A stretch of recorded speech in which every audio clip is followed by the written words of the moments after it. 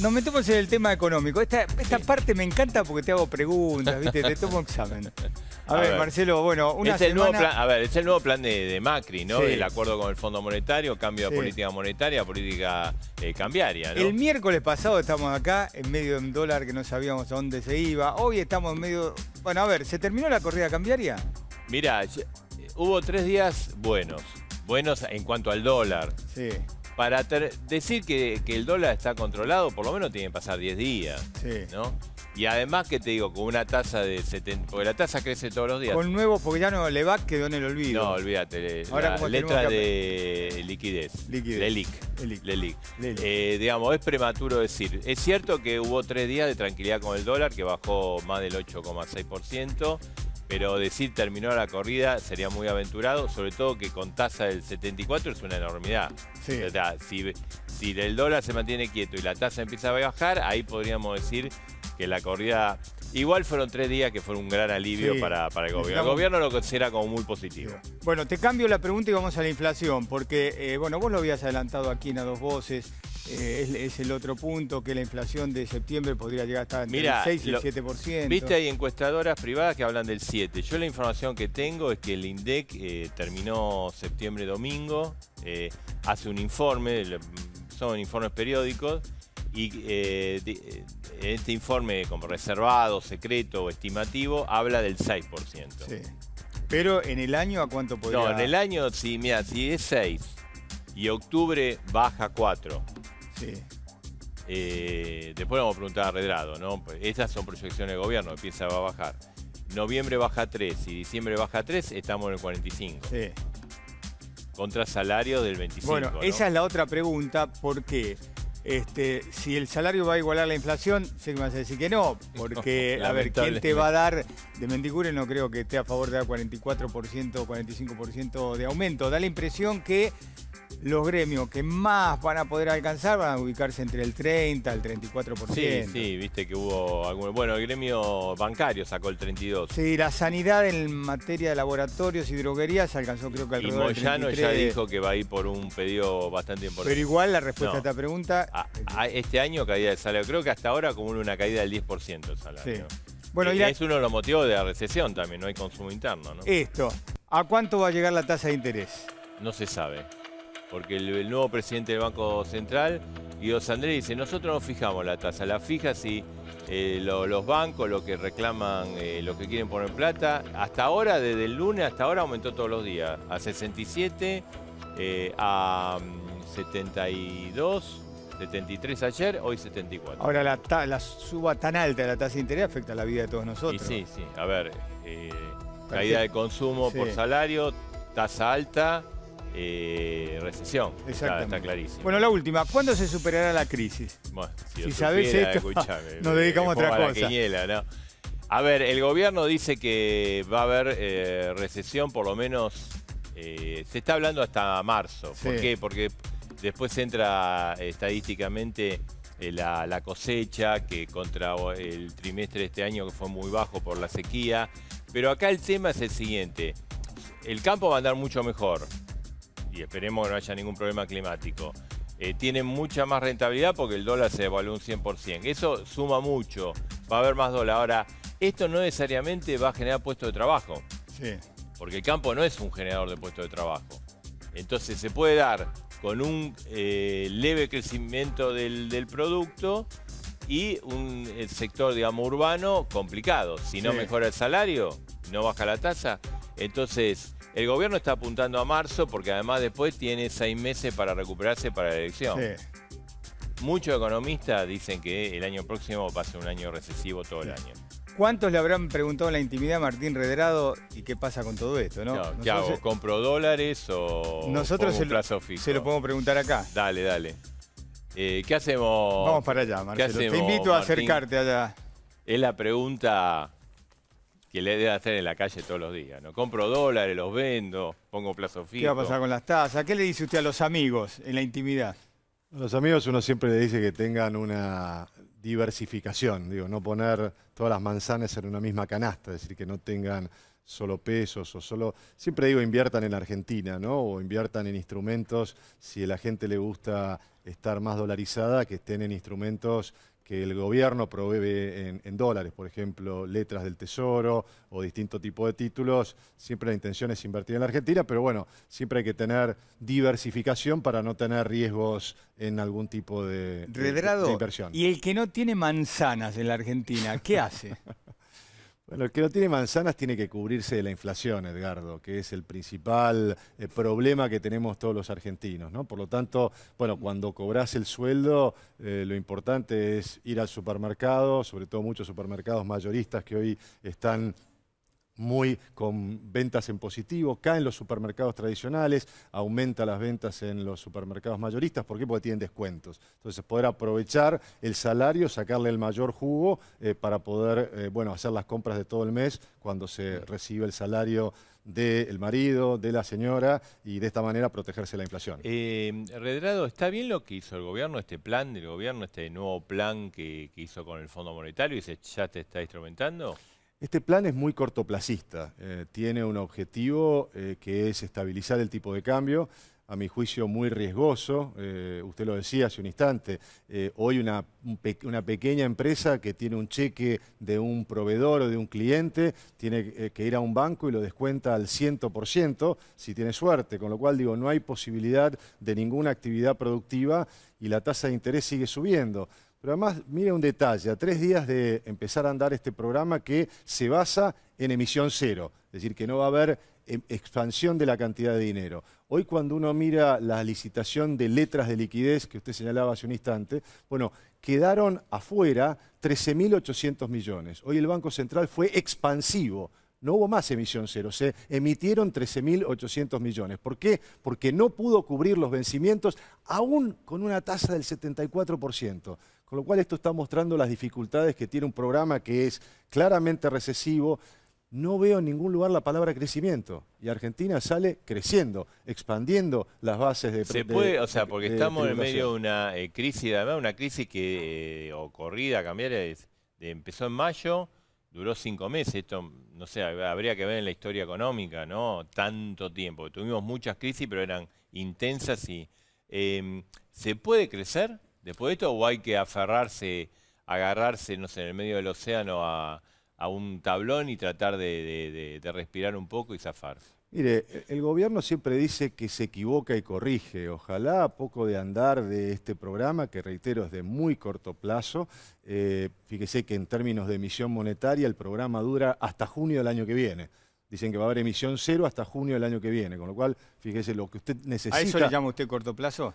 Sí, lo llamo... Para los argentinos de toda la vida. Sí, pero primero hay que cumplirlo, pero de alguna manera usted tiene que dar un horizonte, por lo menos mes a mes. Digamos, no puede haber inversión si usted no tiene un horizonte, si usted no tiene un sendero. Por lo tanto, lo que necesita es verdaderamente un programa de crecimiento, que haya incentivos para que se produzca más. Puede haber incentivos impositivos. Por ejemplo, si usted va a invertir, que pueda tener deducciones de impuesto a las ganancias. Aún manteniendo el déficit cero, usted al incremento tiene que premiarlo. Si tiene también... Hay que utilizar la banca pública, Marcelo. En este momento, decíamos, una pequeña y mediana empresa no puede soportar ese costo que está teniendo. Bueno, la banca pública, que tiene muchos recursos de empleados del Estado, que depositan ahí su plata y paga tasa de interés cero, es decir, el banco no tiene costo porque no le paga ninguna tasa al empleado público, a depósitos judiciales. Por lo tanto, tiene una masa de recursos muy importante que puede volcar a hacer líneas de descuento de cheques a tasas razonables, o sea que se puede poner instrumentos sobre la mesa, es de esperar que el gobierno se acostumbre o se dé cuenta más temprano que tarde.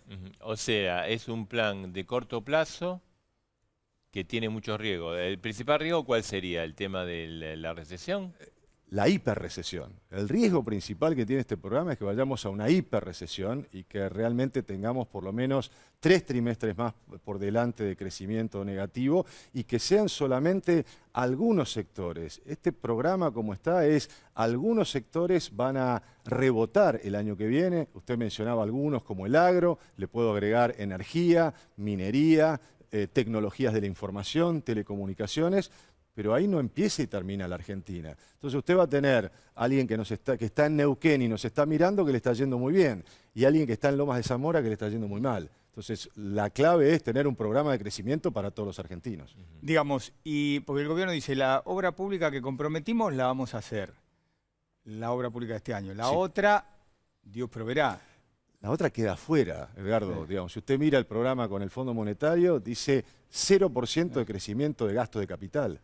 Y usted sabe que el gobierno hizo una apuesta importante a los llamados programas público-privados, PPP, es decir, que fueran privados los que hicieran rutas y demás. Que genera trabajo eso. Sí, pero con este tema, los problemas de financiamiento que se creó la Argentina, más el tema cuadernos, que a mí me parece muy sano para el país, pero en el corto plazo, muchos bancos que iban a dar financiamiento ahora no lo están dando. Por lo tanto, la expectativa de proyectos públicos-privados también está en boxes.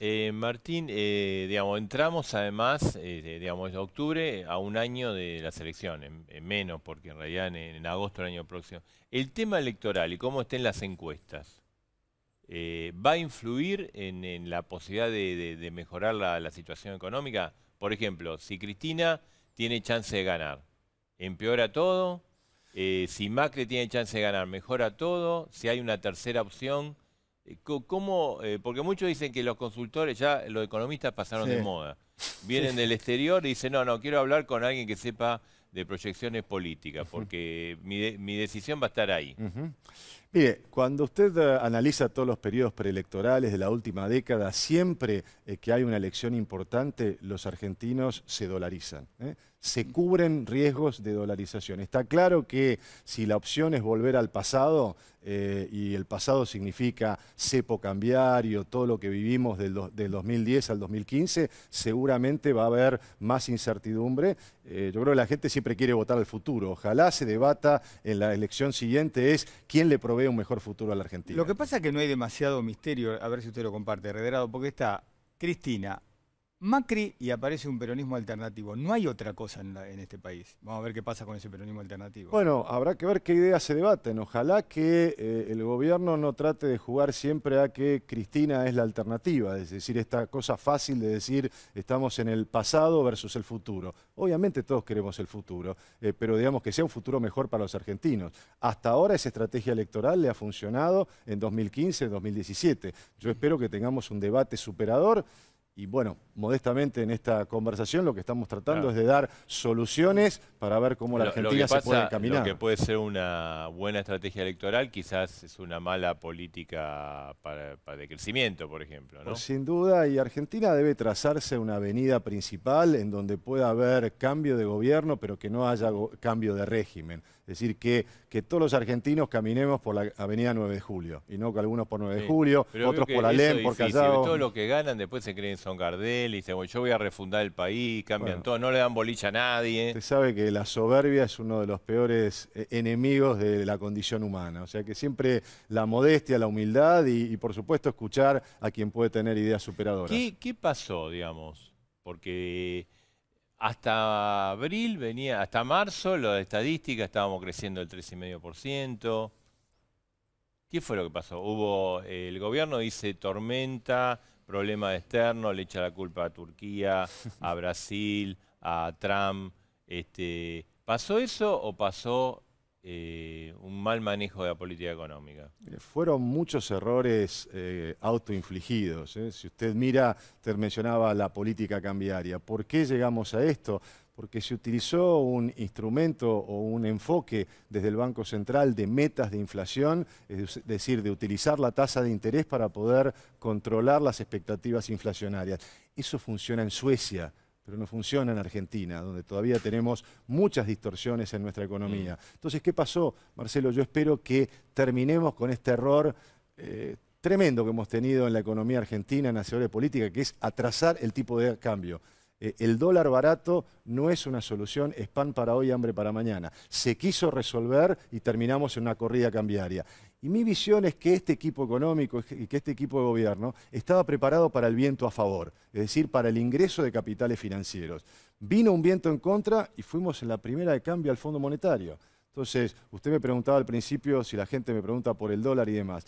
Cuando fuimos al Fondo Monetario, la gente me preguntaba si estábamos en el 2001.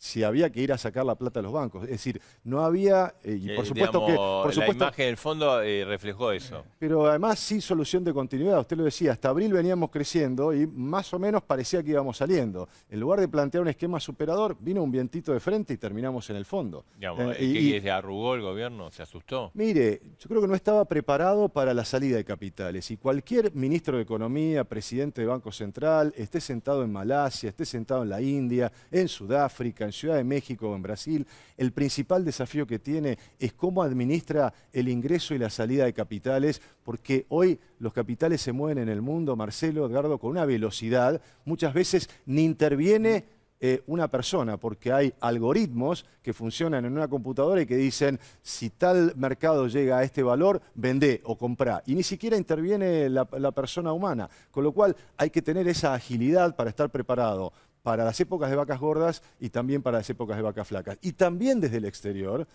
mucha gente me decía, ¿qué les pasó? Ustedes eran la chica más linda del barrio de países emergentes. Era lo que se planteaban como más atractivo. Y de repente terminaron en el hospital. Estas dos cosas, a mi juicio, profundizaron la crisis. Redrado, puede pasar que voy a una cosa muy simple. Quien nos esté viendo sea dueño de una pyme, claro, y paga tasas altas, o paga tarjeta de crédito, o paga otras cuestiones con tasas muy altas, y se puede estar preguntando, pero ¿por qué no me dicen cómo va a ser este gobierno para bajar estas tasas súper altas?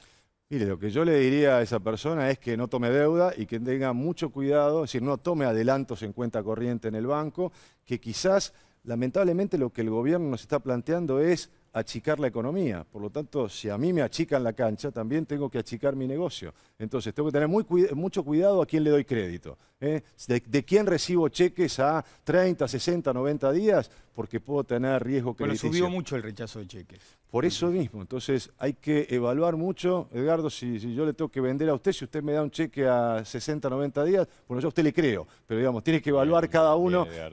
No tengo cheque. A cada uno tengo que evaluar a quién le estoy prestando, sé si tiene respaldo, si me va a responder, porque una tasa de interés de esta magnitud puede hacer que mucha gente no pueda hacer frente a sus compromisos. Y por supuesto también a la familia y demás, no use la tarjeta de crédito. Digo, viva con lo que tiene y no viva a crédito porque puede terminar pagando más. No me dijo cómo va a hacer el gobierno para bajarla. Y el gobierno como puede. Primero lo que va a buscar, Edgardo, son dos cosas que usted tiene que mirar. Primero es si baja la inflación.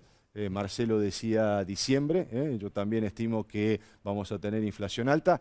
Si se estabiliza el tipo de cambio. Digo, también es malo que el tipo de cambio baje tanto, porque en algún momento va a subir. Y lo que los argentinos necesitamos es menos volatilidad. Pero una vez ¿Eso lo puede manejar el Banco Central? O sea, sí, bueno, ahora usted sabe que el Fondo Monetario tiene una visión muy que sea el propio mercado el que fija el nivel de tipo de cambio y que sea la oferta del sector privado que fija el tipo de cambio. Y usted sabe que en la Argentina, algo que me ha tocado muchas amables o peleas profesionales con economistas del fondo, los economistas del fondo no entienden que en la Argentina cuando el dólar sube, la gente demanda más. Esto es contrario a lo que pasa en otros países. En Brasil, cuando sube el dólar, nadie compra más dólares. Bueno, pero no puede haber receta única. Entonces, esto es lo que tenemos hoy, esta receta del Fondo Monetario que pretende que esto sea absolutamente libre. Pero en la medida en que se pueda estabilizar el tipo de cambio, Edgardo, y que baje la inflación, van a ir de a poco, entiendo yo, sería el camino natural, ir bajando la tasa de interés. Pero, usted me decía hace un instante, 3 meses en la Argentina, yo le decía junio, usted me decía eso es muy largo plazo. Diciembre en la Argentina para que bajen las tasas es muy largo plazo y por eso digo, la banca pública debería estar jugando un rol mucho más activo de poder bajarle las tasas a los sectores productivos. La última, ¿controló la corrida el gobierno? ¿Cómo esta baja de estos días? Es prematuro, 3 días, digamos, esta batalla la va a poder ver si en 3, 4 semanas.